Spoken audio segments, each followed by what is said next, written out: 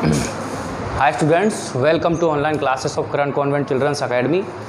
आज से नया चैप्टर हम स्टार्ट करेंगे जिसमें है conservation of plant and animal, यानी जीवों का और प्लांट्स का एक तरीके से जो फॉरेस्ट में रहने वाले जो लिविंग थिंग हैं, एनिमल्स हैं और प्लांट्स हैं, उनको लगातार वो डिप्लीट होते जा रहे हैं, ख़त्म होते जा रहे हैं।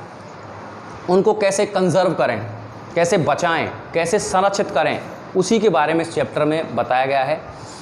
जिसमें सबसे पहले हम बात करेंगे डिफॉरेस्टेशन की, क्योंकि प्लांट और एनिमल का लगातार ख़त्म होने का सबसे बड़ा रीज़न है डिफॉरेस्टेशन। सबसे पहले हम बात करेंगे डिफॉरेस्टेशन के बारे में।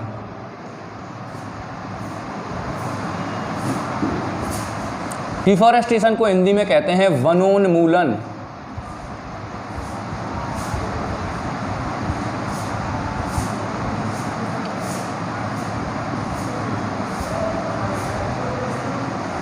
यानी कि लगातार वनों का कटना, जंगलों का कटना, पेड़ों का कटना ही डिफॉरेस्टेशन कहलाता है।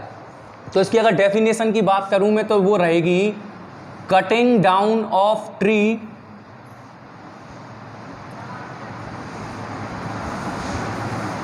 फॉर वेरियस रीजन, यानी पेड़ों को किसी भी कारणवश काटने को कहते हैं डिफॉरेस्टेशन। देखिए, एक नेचुरल रिसोर्स है जंगल, हमारे फॉरेस्ट जो होते हैं वो नेचुरल रिसोर्स होते हैं। जैसे आप फॉरेस्ट, ये एक नेचुरल रिसोर्स है। क्यों है नेचुरल रिसोर्स? रिसोर्स किसको कहते हैं हम? जिससे हमको कुछ ना कुछ मिलता हो।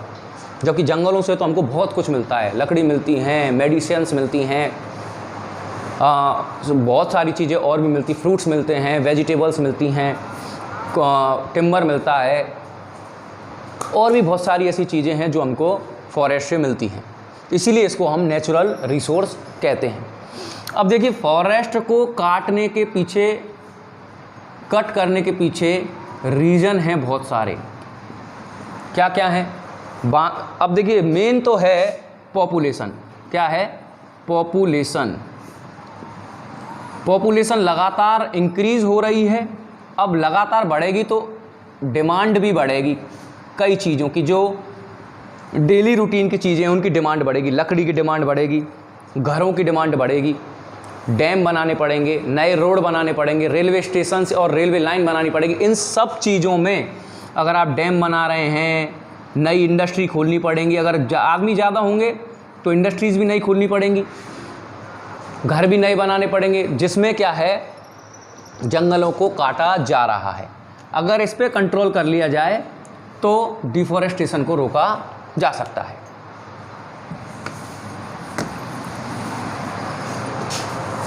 तो इस डिफॉरेस्टेशन की वजह से, यानी कि फॉरेस्ट को कटिंग जो करी जा रही है इसके पीछे रीजन मैंने आपको बता दिए। अब देखिए, इस जंगलों को काटने की वजह से कई सारी चीज़ें हो रही हैं। एक तो ये जो फॉरेस्ट है वो श्रिंक हो रहे हैं। श्रिंक का मतलब कम होते जा रहे हैं। अब ये कम होंगे तो इनमें रहने वाले जो एनिमल्स हैं वो कहाँ रहेंगे, जिसकी वजह से ये भी डिप्लेट होते जा रहे हैं, कम होते जा रहे हैं। बहुत सारे ऐसे एनिमल हैं जो विलुप्त हो गए हैं, एक्सटिंक्ट हो जाए हैं, डिप्लेट हो जाए हैं। कई सारी जो एनिमल की स्पीसीज़ है फॉरेस्ट में, प्लांट की जो स्पीसीज़ है वो स्पीसीज़ क्या हैं, वो एक्सटिंक्ट हो चुकी हैं और कई एक्सटिंक्ट होने वाली हैं। बहुत सारे ऐसे प्लांट और एनिमल हैं जो पहले थे, आज नहीं हैं अब, और बहुत सारे ऐसे प्लांट एनिमल हैं जो आज हैं पर बहुत ज़्यादा लिमिटेड हैं, एक पर्टिकुलर जगह पे ही हैं। धीरे धीरे अगर ये डिफॉरेस्टेशन ऐसे ही चलता रहा तो और भी ऐसी स्पीसीज़ देखने को मिलेंगी जो ख़त्म हो जाएंगी, और एक दिन जंगल ही हमारी अर्थ से ख़त्म हो सकते हैं। और भी बहुत सारी प्रॉब्लम क्रिएट करते हैं, श्रिंक कर देते हैं फॉरेस्ट को। और इस कटिंग की वजह से और भी बहुत सारी चीज़ें हैं, जैसे कि ग्रीन हाउस गैसेस का बढ़ना, ग्रीन हाउस गैसेस का बढ़ना, चेंज इन एनवायरनमेंट, गर्मी में गर्मी नहीं पड़ती, गर्मी में बहुत ज़्यादा गर्मी पड़ती है, सर्दियों में सर्दियाँ नहीं पड़ रही, बारिश टाइम से नहीं आ रही, इसको कहते हैं चेंज इन एनवायरनमेंट। और सबसे बड़ा loss of biodiversity, loss of biodiversity. Biodiversity क्या है? किसी भी जगह पर प्लांट और एनिमल की जो संख्या है स्पीसीज की उनकी, उसको कहते हैं बायोडाइवर्सिटी। अब बायोडाइवर्सिटी लॉस हो रही है जिससे इकोसिस्टम बिगड़ता जा रहा है। इकोसिस्टम मतलब देखिए एक सिस्टम बना हुआ है अपनी अर्थ पे कि शेर है और हिरण है। अब शेर है, अगर शेर नहीं रहेंगे तो हिरण बहुत ज़्यादा हो जाएंगे, हिरण बहुत ज़्यादा हो जाएंगे तो वो ग्रेजिंग यानी चराई बहुत ज़्यादा करेंगे, जिससे वो छोटे छोटे प्लांट हैं उनको खा जाएंगे, जंगल कम हो जाएंगे। इसलिए एक सिस्टम बना हुआ है कि ये इसको खाएगा, ये इसको खाएगा, ये इसको खाएगा, जिससे कि एक संतुलन बना रहे किस पे? अर्थ पे। इसको कहते हैं इकोसिस्टम और इसकी स्टडी को कहते हैं इकोलॉजी। कारण क्या है इस डिफॉरेस्टेशन के? कॉज क्या है? तो कॉजेज पहला है एग्रीकल्चर एक्टिविटी, पहला है एग्रीकल्चर एक्टिविटी।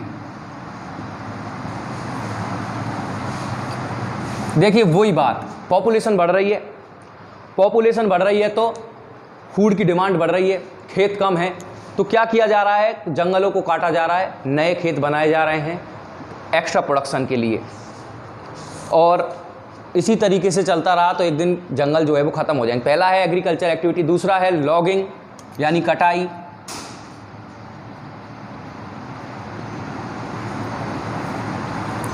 देखिए ये बहुत ज़्यादा कॉमन एक है जिसमें जंगलों को काटा जा रहा है, क्योंकि बहुत सारी डिमांड है। अब पॉपुलेशन बढ़ेगी तो डिमांड बढ़ेगी, हर एक चीज़ की डिमांड बढ़ जाएगी, बुक्स की डिमांड बढ़ जाएगी, बुक्स की डिमांड बढ़ेगी तो पेड़ काटे जाएंगे, टिम्बर की डिमांड, फर्नीचर की डिमांड बढ़ जाएगी तो पेड़ काटे जाएंगे, फूड की डिमांड बढ़ जाएगी, अभी बताया मैंने आपको। तो मेन जो रीज़न आप अगर माने तो वो है अपना पॉपुलेशन। और इस लॉगिंग में यही मैं आपको बताना चाह रहा हूँ, लॉगिंग में मतलब क्यों काटा जा रहा है, इसके पीछे रीज़न है डिमांड ज़्यादा बढ़ना, अर्बेनाइजेशन।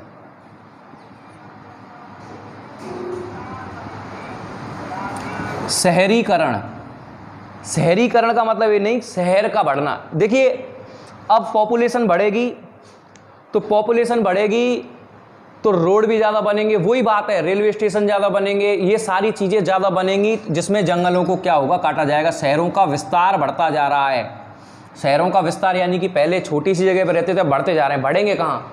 कोई ना कोई जगह चाहिए, और वो जगह कौन किसकी ली जा रही है? फॉरेस्ट की जगह ली जा रही है। अर्बेनाइजेशन में वही पॉपुलेशन की सबसे बड़ी समस्या कि लगातार सिटी बढ़ती जा रही हैं। क्यों बढ़ती जा रही हैं? सिटी का बढ़ना मतलब पहले एक जगह पे छोटी, जैसे एक मान लीजिए बहुत बड़ा एरिया है जिसमें यहाँ सिटी है, अब पॉपुलेशन बढ़ेगी तो यहाँ भी घर बनेंगे, यहाँ घर बनेंगे, ऐसे ऐसे करके ये जो है वो विस्तार जो है वो बढ़ता जा रहा है, और इसकी वजह से भी जंगल काटे जा रहे हैं। Timber production,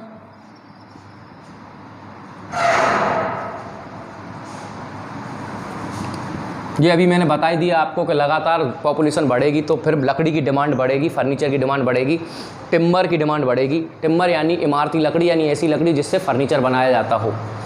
next forest fire. देखिए ये एक नेचुरल चीज़ है, जब बहुत ज़्यादा गर्मी पड़ती है तो जो सूखी पत्तियाँ होती हैं, ड्राई लीव्स होती हैं, उनमें कई बार आग पकड़ लेती हैं, जिसकी वजह से जंगलों में आग लग जाती है। इसकी वजह से भी काफ़ी जंगल जो हैं वो बर्बाद हुए हैं।